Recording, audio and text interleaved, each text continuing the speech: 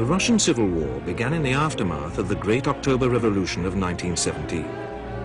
While the revolution itself was almost bloodless, the civil war that followed was one of the most tragic periods in Russian history. Violence and cruelty became commonplace in the 4 years that followed, and hopes for democracy were crushed.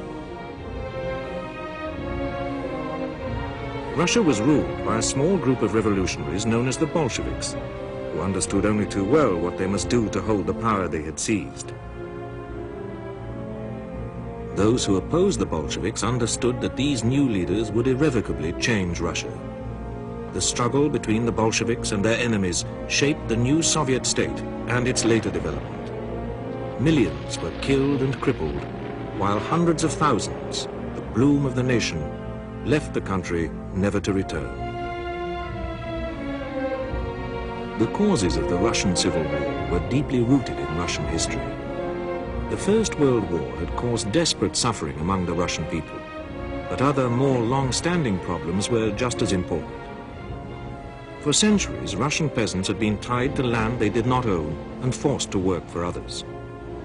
In 1861, only two civilized nations, the United States and Russia, permitted one man to own another and force him to work against his will. But in that year, as the United States began its own civil war to decide the question of slavery, Tsar Alexander II abolished serfdom in the Russian Empire. Yet vestiges of the old system continued to plague the vast majority of the Russian population, whose prospects for land and education remained severely limited. For Nicholas II, who became Tsar in 1894, the desires of many of his subjects for radical changes in government were difficult to accept. His indecisiveness plagued Russia and contributed to the country's internal problems. Russia entered World War I in 1914. By 1916, devastating military defeats and internal problems aggravated by the war caused most Russians to believe that revolution was the only solution. In 1917, Russia experienced not one, but two revolutions. The first revolution took place in February. Born of frustration and disappointment, this revolution of queues demonstrated the lack of confidence of urban workers in their government's effectiveness. On March 2nd, 1917, Nicholas II abdicated, and soon after, he and his family were arrested. Soldiers and workers in Petrograd banded together to form a quasi-governmental organization called the Petrograd Soviet. Its leaders represented two political parties, the Social Revolutionaries and the Mensheviks. Under the Tsar, the Duma had been Russia's parliamentary body. Now the Duma's Provisional Committee nominated ministers for its first cabinet. Prince Lvov as cabinet head and Pavel Milyukov as Minister of Foreign Affairs. Revolutionary parties did not play a significant role in the February Revolution, but the Bolsheviks acted immediately to take advantage of the new freedom released by the revolution and amassed the forces necessary to launch an offensive. In April, the German government granted permission for Vladimir Ulyanov, a Russian exiled in Switzerland, to return to his homeland through German territory in a sealed train. This man would play the key role in Russia's revolutionary history. He was known as Ilyin, Tulin, Petrov, and Frey, but his most famous alias was Lenin.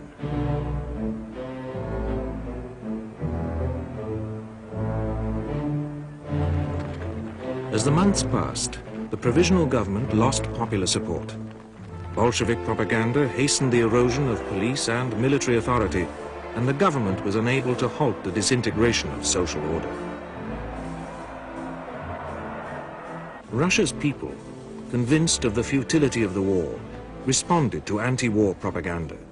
Combat action continued, but in the spring of 1917, fraternization between Russian and German soldiers began.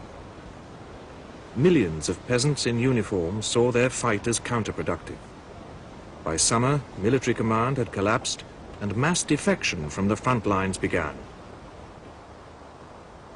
These soldiers, who voted with their feet, were the largest group of combat-ready men Russia had ever absorbed from a war.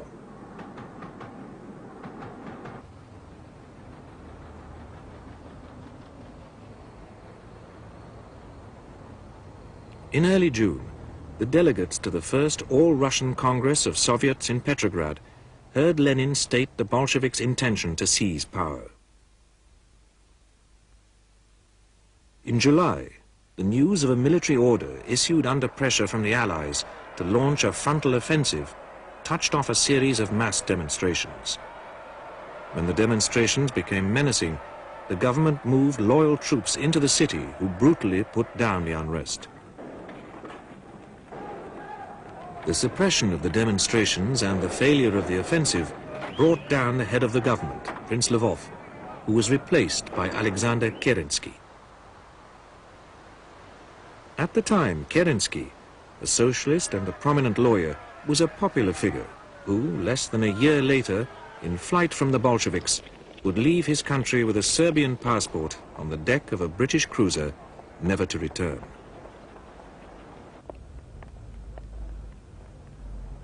The commander-in-chief of the Russian army, Larv Kornilov, who participated in the conference, believed that only stronger measures would save his country. Late in August, he brought his Wild division to Petrograd and attempted to establish a military dictatorship. His attempt failed. The division was disarmed and he was arrested. More and more people listened to Bolshevik calls for support. In Petrograd and other cities, Lenin and the Bolsheviks waged a determined propaganda campaign. The Bolsheviks set up a military revolutionary committee to plan and implement their seizure of power. Their military forces were loosely organized groups called Red Guards. The time had come. The capital of the Russian Empire was the city of St. Petersburg.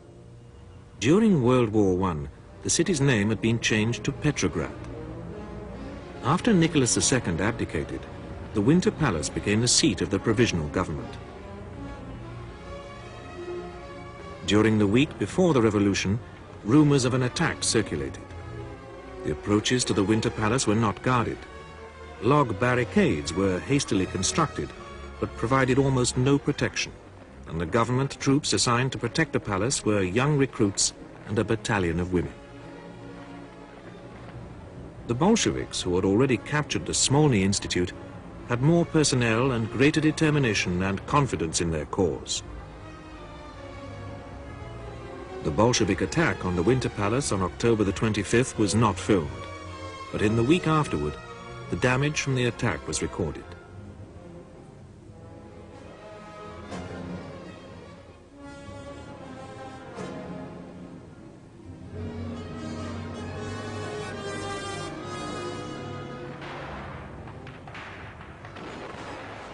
On October the 30th, the first military engagement of the Russian Civil War took place. The Bolsheviks' Red Guards faced Cossacks loyal to the recently overthrown government outside Petrograd.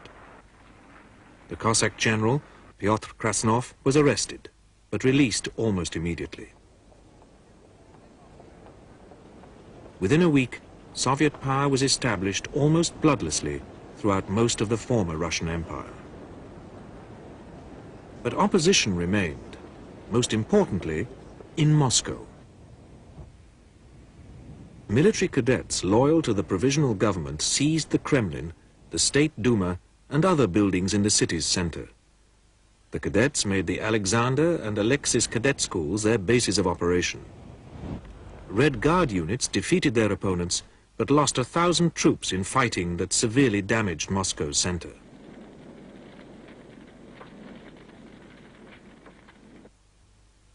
After General Kornilov's abortive attempt to assume power in Petrograd, he and other members of his staff were imprisoned in the town of Bukov. Because they believed they could justify their actions, none had attempted to escape. When Moscow fell, their lives were in danger.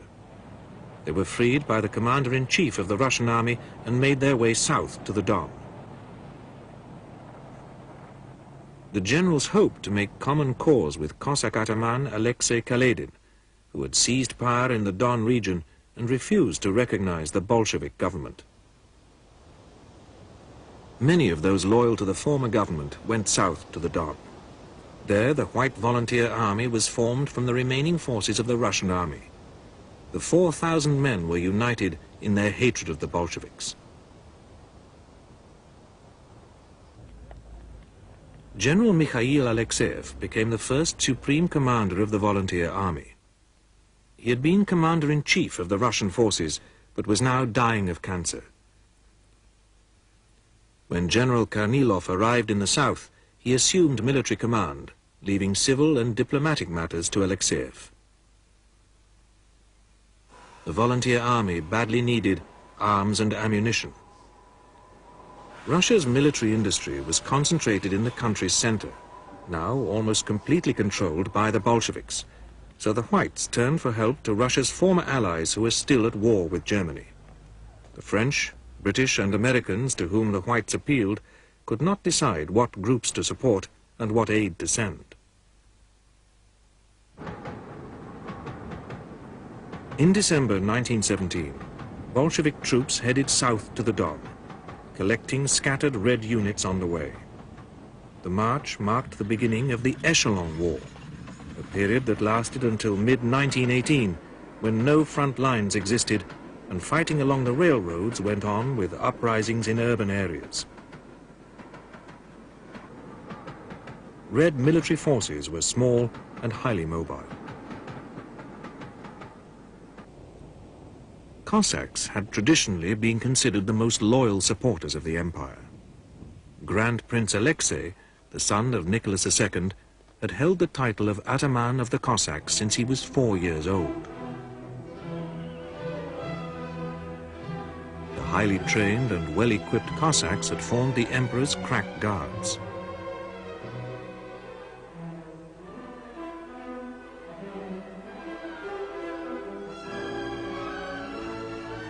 The Don Cossacks were formidable opponents of the Bolsheviks. But many Cossacks were disillusioned by World War I, while non-Cossacks of the Don were leaning towards the Bolsheviks.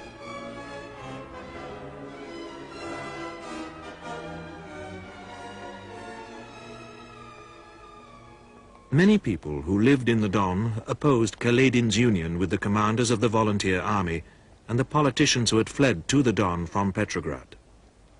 These men, who wanted to revive Russia as an indivisible state, were unwelcome by the people of the Don, who wanted to create an independent state. On January the 10th, 1918, the Congress of Frontline Cossacks stripped Kaledin of his powers as Ataman, and Kaledin shot himself. General Kornilov decided to leave the Don and lead the Volunteer Army to the Kuban.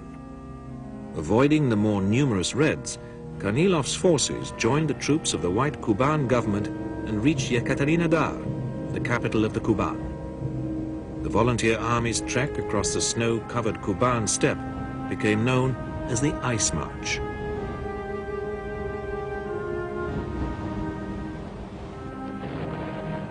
On April the 8th, Kornilov attempted to take the Kuban capital.